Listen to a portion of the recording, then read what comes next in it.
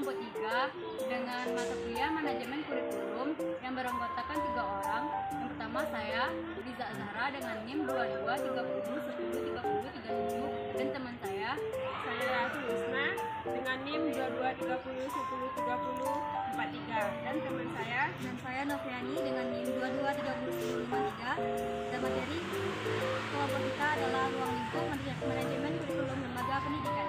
Selamat menyaksikan. penyusunan jadwal pelajaran.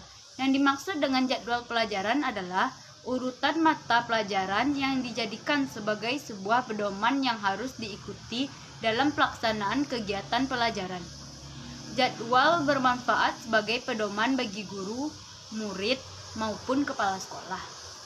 Yang pertama, manfaat bagi guru, yaitu sebelum mulai bekerja sudah ada pedoman sehingga guru dapat siap mental dan siap materi sebelum mengajar.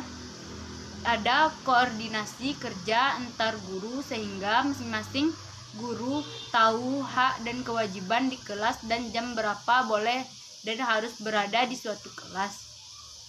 Yang kedua, bagi murid.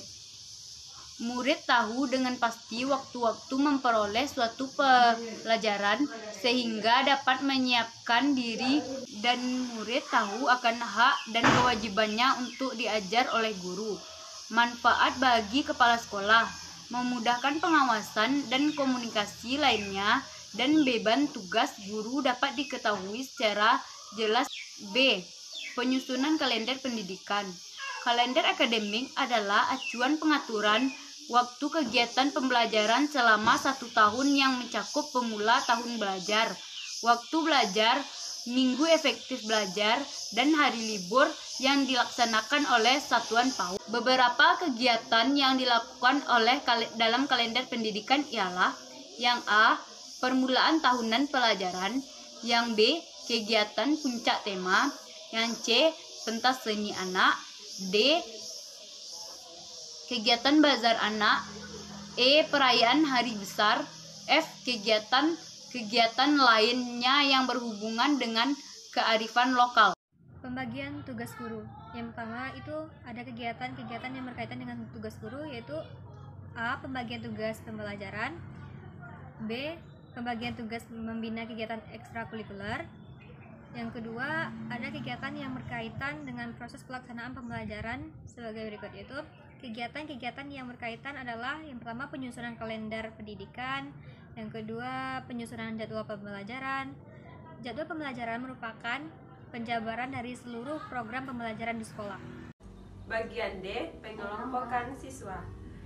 Menurut William, bahan pengelompokan siswa dapat didasarkan kepada satu fungsi integrasi, yaitu pengelompokan yang didasarkan atas kesamaan yang ada pada peserta didik. Pengelompokan ini didasarkan kepada jenis-jenis kelamin, unsur, dan sebagainya. Pengelompokan berdasarkan fungsi ini menghasilkan pembelajaran yang bersifat klasifikasi.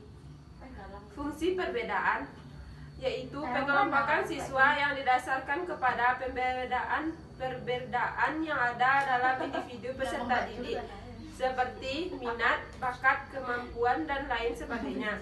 Pengelompokan berdasarkan fungsi ini menghasilkan pembelajaran individu.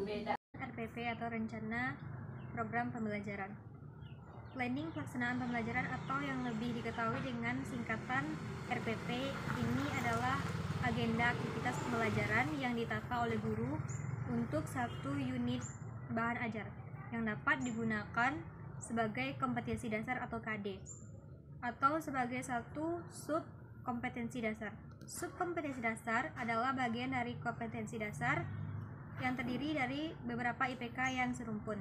Oleh sebab itu, RPP ditata bukan sebagai satu pertemuan, melainkan sebagai beberapa pertemuan yang jumlahnya tergantung dari seberapa luas dan dalam unit bahan itu dapat disajikan sesuai sebagai petunjuk atau panduan bagi guru dalam menyelenggarakan proses pembelajaran di ruang kelas. Video presentasi dari kami. Mohon maaf jika ada salah dan janggal. Thank you for your attention to watching our videos. Assalamualaikum warahmatullahi wabarakatuh.